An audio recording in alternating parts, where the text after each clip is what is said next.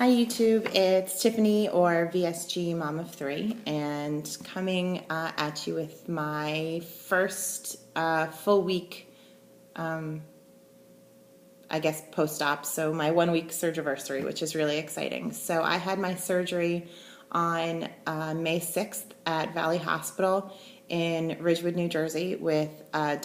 Gritsus, and everything went really, really well. So I made a video a day or two post-op, and I felt pretty groggy. I took one of my prescribed pain medications, and it made me incredibly nauseous. So I decided not to take the pain meds after that, and I felt pretty good.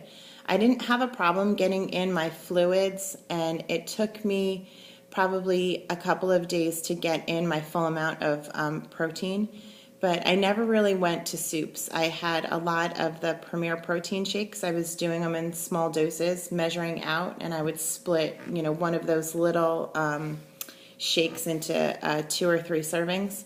So by the end of it, I was probably having 2 full shakes across a full day. So I was getting in about 60 grams of protein.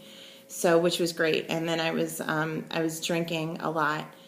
I found 2 things difficult for me. One, I enjoy drinking water and lemonade, and I did before surgery. It's very difficult to go down to small sips, and you have to, otherwise you get pain. But I'm not so much a gulper, but like a long drinker, I guess. And so that's really something that I've had to work on, because when I'm thirsty, and I have been for most of the past week, I feel myself being thirsty.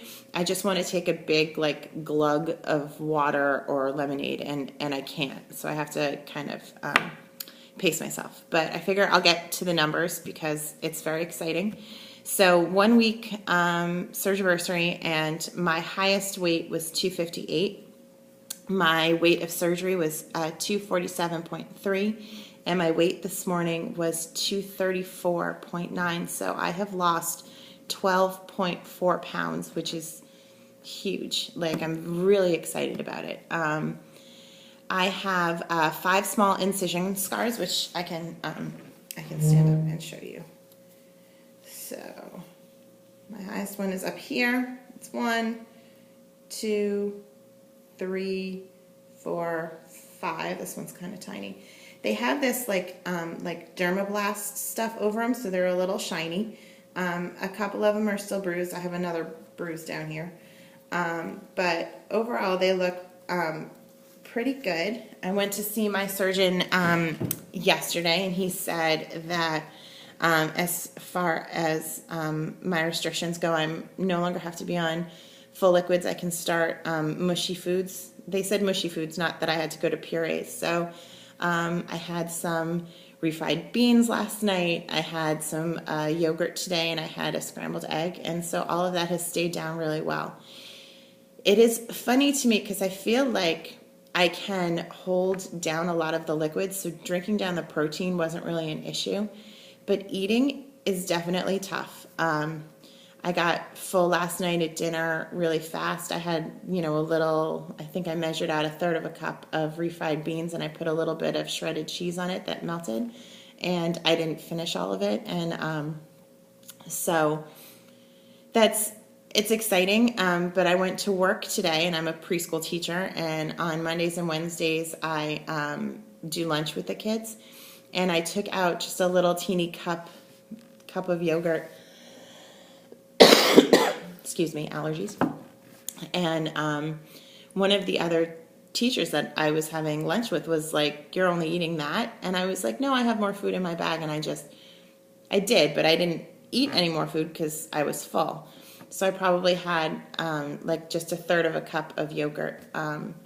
So it's definitely readjusting the way that you view yourself in your head, because I was full after that, but I do feel like I need to eat every 3 hours or so, or I do get some hunger pains from my sleep, and that's interesting too because it's painful, and I think it's because it's completely empty because it's so small. So It's just being cognizant. And, obviously by my name, I have 3 children. So I need to make sure that when I'm running around with errands with them after school, Tuesday's a crazy day for us. And so yesterday, my son had soccer practice. My daughter had dance pictures because her recital is this weekend, and she was at dance pictures from 5 until 7.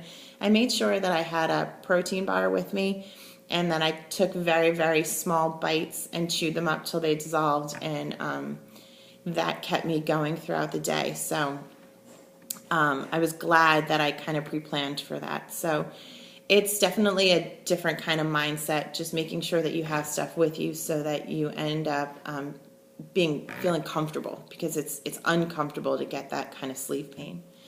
So I had said that my daughter was supposed to go on a field trip last Friday, and I was supposed to chaperone.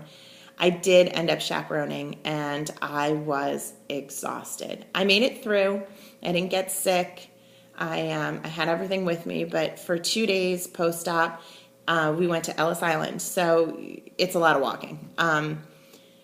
I climbed stairs. I didn't, I just was tired. We got back on the bus. The trip, we probably got there at 9:45. We missed the first shuttle, the first ferry over. So we got over there on the 10:30 ferry. So maybe we got there at 11, and then the trip was done by 1. So it was 2 good hours of walking. We did stop for lunch, but I was on liquids then, so protein shake for me. But that 2 solid hours of walking, I was so exhausted, and I got to the end, excuse me again, of the trip. Got back on the bus, and I fell asleep on the trip back to the school. So our school district also does what's called a country fair, and they had that set up for Friday after school, and my husband was not able to take my daughter on the field trip because he had an important business meeting, but he worked from home.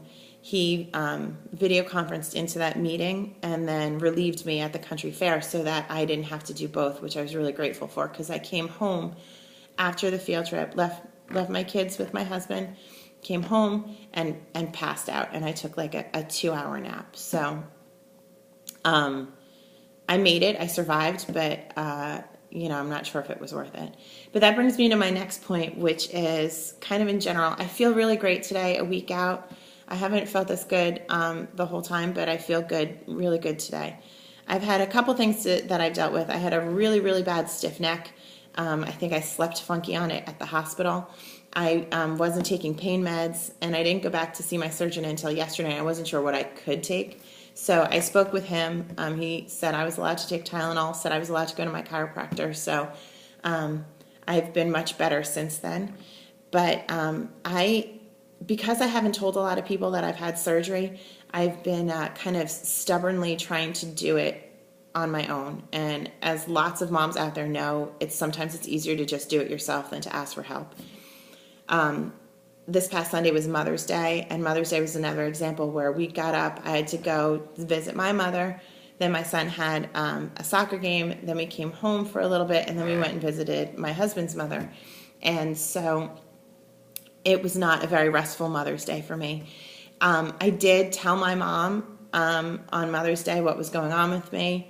I let her know all of my reasons, and she was 100% supportive, and I knew that she would be, but I just didn't feel comfortable before surgery, talking to her about it. But now that I've told her, it definitely feel like a weight off my shoulders, and she's been hugely helpful. I just need to ask for help, and again, that's like a huge, huge thing for me. I don't often ask for help. I try and go things alone, but anyway, I'm going on 10 minutes, so I want to finish up, but my goals for this week is to walk. I just took my dog for a walk. We have a hound mix. He's a rescue.